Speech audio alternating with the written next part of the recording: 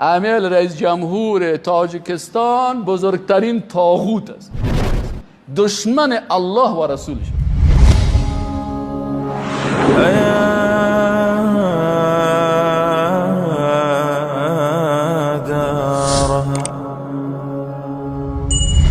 فمن یکفر بالطاغوت، هر کسی که به طاغوت کفر بکند. من خدمت شما قبلا هم عرض کردم، تکرار میکنم که طاغوت فقط شما ترجمه به بت نکنید. الم تر الی الذین یؤمنون بالجبت والطاغوت، بلکه نمرودها و فرعونها را هم الله عزوجل طاغوت میگوید.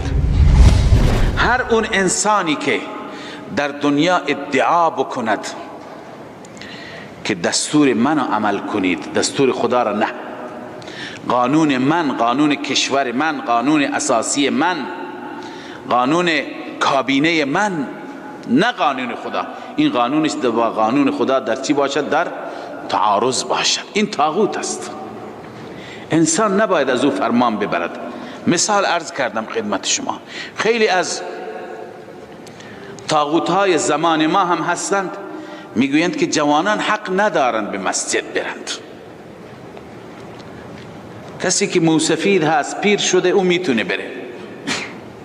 خیلی از طاغوت‌ها هستند قانون درست میکنند که زن نباید حجاب داشته باشه، نباید در دوائر دولتی با حجاب بره، باید کشف حجاب بشه، نباید در دانشگاه با حجاب بره. ببین اینا دستوراتی هستند که با دستورات خدا، با دستورات قرآن در تضاد و تناقضند. اینهایی که دستورات و قوانینشان با دستورات الله عزوجل در تضاد، اینا طاغوتند. مسلمان واقعی باید این دستورات طاغوتی را نادیده بگیرد، ولو اینکه برایش سنگین تمام بشه. لذا هر کسی که دستورش خلاف دستور رب العالمین باشد، اون طاغوت است و مردم را مجبور بکند که قانون خدا نه، قانون من، اون چی که قرآن گفته نه، اون چی که من میگم، این طاغوت هست. الله می فرماید فمن یکفر بالطاغوت، هر کسی که به طاغوت کفر کند و یؤمن بالله، و ایمان به الله داشته باشد، به توحید الله، فقد استمسک بالعروة الوثقا، این انسان محکم گرفته به عروه. عروه عرض کنم الله تعالی می فرماید که حلقه محکمی را گرفته. العروة الوثقا یعنی حلقه محکم. عروة الوثقا را مجاهد رحمه الله که شاگرد ابن عباس است می فرماید ایمان. قال مجاهد رحمه الله العروة الایمان. قرطبی العروة الایمان. این انسان به حلقه ایمان چنگ زده، به حلقه ایمان دست زده. چنان حلقه هست که لانفصام لها، جدایی برای اون نیست از آن عروة، از این عروة هرگز دیگه، تا اینکه این عروة او را به بهشت نرساند دیگه جدایی وجود ندارد. والله سمیع علیم. این ترغیب به سوی اخلاص است. ایمان که میآوری ببینی که خداوند هم میشنود زبان شما را و هم میداند از ته قلب شما. باید اخلاص باشد. والله سمیع علیم. خب این ایمان. اما بعد از ایمان الله تعالی این راهی که بیان می‌فرماد، این ایمان نور هست در واقع، و کفر که انسانها قبلا بودند اون ظلمت هست. الله می‌فرماید الله ولی الذین آمنوا، الله دوست کسانی هست، کارساز و حامی کسانی هست که ایمان آوردند. یخرجهم من الظلمات الی النور، الله آنها را بیرون میکند از ظلمات، از تاریکی ها به سوی نور، به سوی توحید و عمل صالح. اما والذین کفروا، کسانی که کفر کردند، اولیاؤهم الطاغوت، اولیاء آنها طاغوت.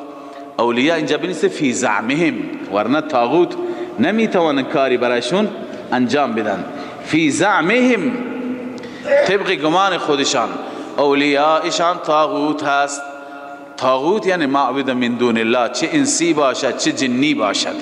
یخرجونهم من النور الى الظلمات، راه طاغوت و اون طاغوتیان اونها را بیرون میکنن از نور، از توحید میکشن به سوی شرک و کفر و تاریکی میرسانند.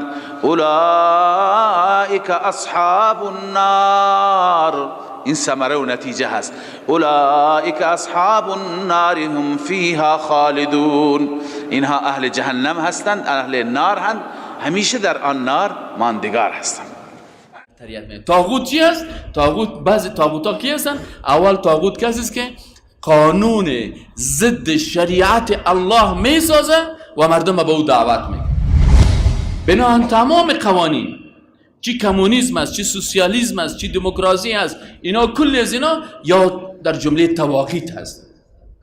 و قرآن میگه فمن یکفر بالطاغوت، اول باید به دموکراسی کافر شوی.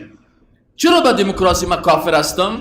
به خاطر ازی که در دموکراسی چی میگه؟ حکومت مردم توسط مردم برای مردم. کو که الله اینجا است در دموکراسی، سعی در تعریفش اگه کلمه الله میامد به احتمال صحیح است. میگه نه، حکومت مردم توسط مردم برای کی؟ برای مردم. یعنی حکومت هم مردم میسازن، قانونش هم مردم میسازن، تطبیق هم مردم میکنن. بنابراین اینجا این حکم طاغوت است. رئیس جمهور تاجیکستان بزرگترین طاغوت است، دشمن الله و رسولش است. بالا اون روز من کلیپ از یارو دیدم، اما تا ایران ما که دیدیم بازو یک دفعه یک تا میخیره سایمون موجه بازو برش میگه که آن چیزی که رئیس جمهور ما گفت اما از قرآن حدیث است. لعنت الله سر از الکاذب و عدو الله. یعنی در آیت قرآن خودش آیه سوره بقره آمده است. آیت نمیخونم چون که جناب والی اون سخنهایی که شما گفتید همش آیت همش حدیث بود. یعنی من اینجا اقتباس نمیبیارم. و من اظلم ممن افترى علی الله الکذب.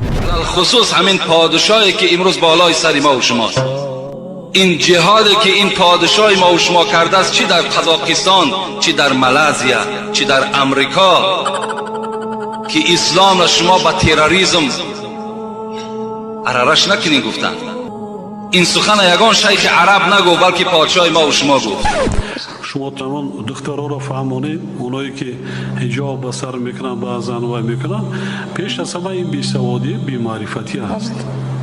سوادی کافی ندارن اونا و هم گمراه گشتگان. چرا بیگانه پرستی کنیم؟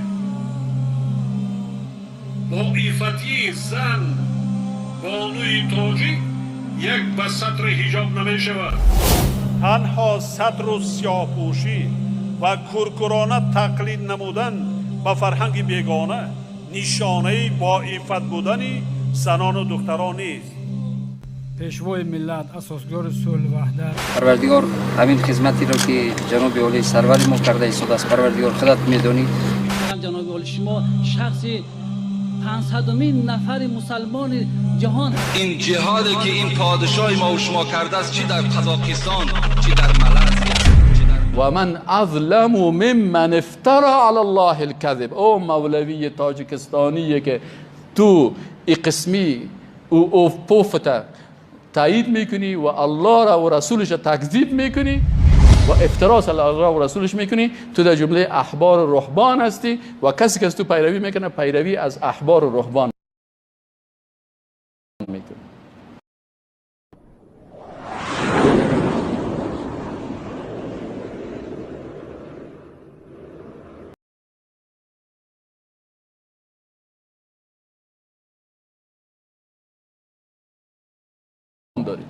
الله میگه باید به اینمی کافر شوی، اول به قانون هندوستان کافر شوی باز مسلمان میشی. تنها غرب نیست که بعضی کسان میگه والا من در هندوستان رفتم و من در ترکستان رفتم و من در ترکیه رفتم و من در تاجیکستان رفتم. امیل رئیس جمهور تاجیکستان بزرگترین طاغوت است، دشمن الله و رسولش است. و اونموجه چند تا ملای درباری شیشتن، این میگه که حجاب در اسلام نیست، حجاب خوب نیست، حجاب درست نیست. بازو نمیشه که تو ریش خود که لنگی خود کتونمو باز میخیزه گپای اینمی طاغوتی که به نام چی هست همون نامش هم نام چیز نیست، الله متعال اوف است. اوف الله پاکی اوف کتم و ملاهایش بازوهای چی میگه؟ ما شیخ الحدیث هستیم. ای صحیح بخاری بشرمانید، ای صحیح مسلم بشرمانید، ای فقه اکبر بشناسید، ای خلاصه کیدانی بشرمانید. در خلاصه کیدانی هم حجاب هست، همون خلاصه قدوری بشرمانید. میگه من قدوری خوانیم، کافیه خوانیم، کافیه بشرمانید که در کافیه هم اگه تو میخواندی و در آیات قرآن میفهمیدی که الله متعال میگه که یا ایها النبی قل لازواجک و بناتک و نساء المؤمنین، قل بگوی رسول الله صلی الله علیه و ازواجک برای همسرایت و لبناتک و به دخترایت و لنساء المؤمنین و به کل زنای مسلمان. اگر تو نحو کافیه را میخواندی اینجا میفهمیدی که اینجا عطف است سرش، ازواجک و بناتک و نساء و عاطفه هست.